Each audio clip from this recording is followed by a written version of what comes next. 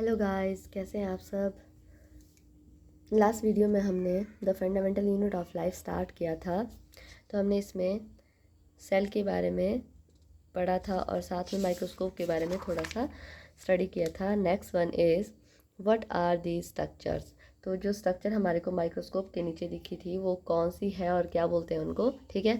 This structure look similar to each other. तो हमने देखा था कि वो जो स्ट्रक्चर है वो एक दूसरे से सिमिलर है, एक जैसी दिखती है, और जो together they form a big structure like an onion bulb. जब ये सारी स्ट्रक्चर एक साथ मिलती है तो ये एक अनियन बल्ब बनाती है। We find that this activity onion bulb of different size have similar small structure visible under microscope. अगर हम इस एक्टिविटी को फिर से करके देखते हैं, अनियन बल्ब की कहीं से भी आप जो है कोई भी सेल ले लें या कोई भी पार्ट आप देखते हैं तो उसमें सिमिलर स्मॉल स्ट्रक्चर आपको दिखाई देंगी।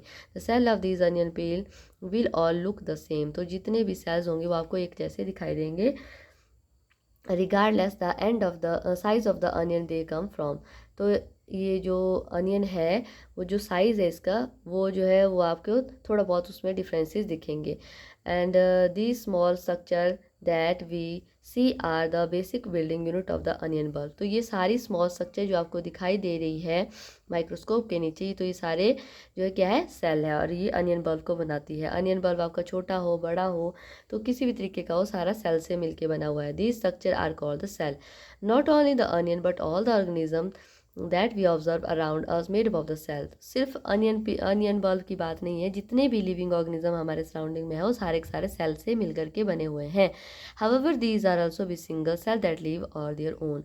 तो सिंगल जो सेल होता है वो सिंगली भी रह सकता है और वो पूरे के पूरे फंक्शन अकेला कर सकता है। तो इसके बारे में आपने लास्ट क्लास में पढ़ा होगा, amoeba, paramecium, euglena, these all are the single cell structure which have their own identity. Okay, क्यों होता है वो? क्योंकि उनके अंदर जो है सारी की सारी बेसिक चीज़ें जो एक ऑर्गेनिज्म को सर्वाइव करने के लिए चाहिए वो सारी उसमें प्रेजेंट होती है। तो ये यहाँ पे कुछ इंटरेस्टिंग सा है। More to know, cells are the first discovered by the Robert Hooke in 1665। यहाँ से क्वेश्चन बनते हैं, सबसे पहले सेल को किसने डिस्कवर किया था? रॉबर्ट हुक ने। कब? 1665 में। और उसने जो है इसको कॉर्क स्लाइस में देखा था एक प्रिमिटिव माइक्रोस्कोप की हेल्प से। और उसके बाद एक साइंटिस्ट थे वैन हुक, उन्होंने 1674 में इम्प्रूव्ड माइक्रोस्कोप की हेल्प से जो है फ्री लिविंग सेल देखा था pond water for the first time. तो फ्री लिविंग सेल देखा था उन्होंने कि एक सेल है जो फ्री लिव कर रहा है, और पॉन्ड वाटर में देखा था, ठीक है। This it was Robert brown इन 1831। फिर एक रॉबर्ट ब्राउन आए, उन्होंने 1831 में न्यूक्लियस जो है सेल के अंदर देखा था। मतलब जो रॉबर्ट हुक थे ना, उन्होंने स्ट्रक्चर तो देखी थी पर उन्होंने उसको नाम नहीं दिया था कि न्यूक्लियस है इसके अंदर। तो रॉबर्ट ब्राउन ने उसको नाम दिया फिर न्यूक्लियस। और एक साइंटिस्ट थे पुरकिंजे, उन्होंने 1839 में coin the term protoplasm for the fluid substance of the cell. तो सेल के अंदर जितना भी सब्सटेंस है जो लिविंग कंटेंट है वो सारा का सारा उसको नाम दिया गया प्रोटोप्लाज्म। और किसने नाम दिया था? पुरकिंजे ने। कब दिया था? 1839 में।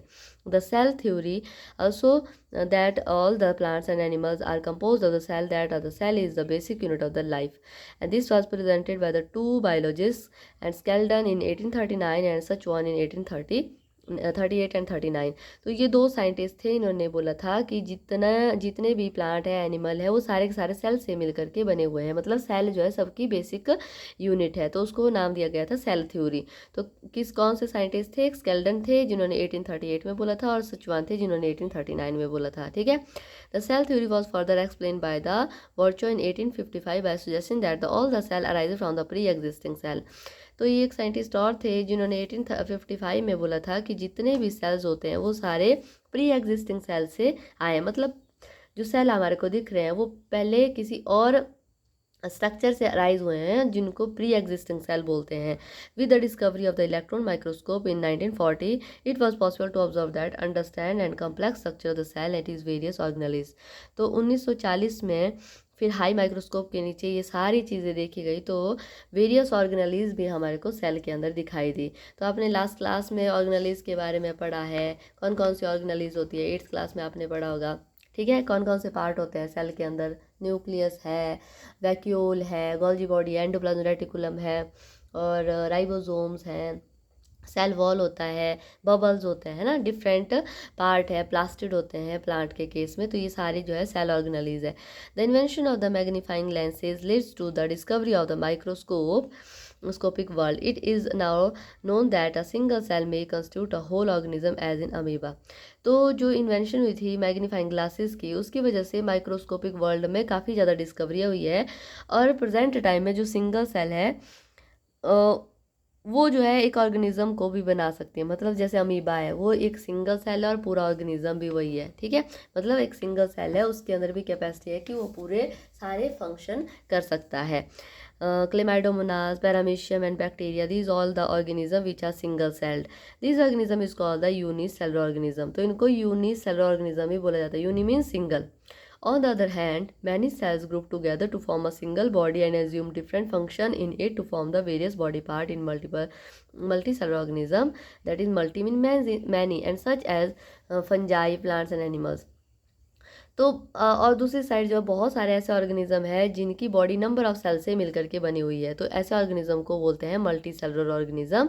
जैसे ह्यूमन बींग्स है, प्लांट्स है, एनिमल्स हैं, तो ये सारे मल्टी सेलुलर में आते हैं। फंजाई है, we can find the other name of the some more unicellular organism. तो हम कुछ और यूनिसेलुलर ऑर्गेनिज्म के भी नाम बता सकते हैं इसमें। Every multicellular organism has come from a single cell. तो जितने भी मल्टी सेलुलर ऑर्गेनिज्म है वो भी सबसे पहले सिंगल सेल से ही मिल करके बने हुए हैं। मतलब अगर ह्यूमन बीइंग की बात करते हैं, हमारी बॉडी में ट्रिलियन ऑफ सेल्स हैं, ठीक है। तो सबसे पहले हम भी एक सिंगल सेल से ही मिल करके बने हुए हैं। 8th क्लास में आपने पढ़ा होगा ह्यूमन रिप्रोडक्शन, उसमें आपने देखा होगा ओवरी और टेस्टिस। ओवरी से एग निकलता है और टेस्टिस से स्पर्म्स निकलते हैं, और वो जब कंबाइन होते हैं तो एक सिंगल सेल स्ट्रक्चर बनती है, ठीक है। तो वो सिंगल सेल ही फर्दर डिवाइड करके फिर एक ऑर्गेनिज्म बनाता है। तो इस तरीके से जितने भी मल्टी सेलुलर ऑर्गेनिज्म है वो भी एक सिंगल सेल से ही मिल करके बने हुए हैं।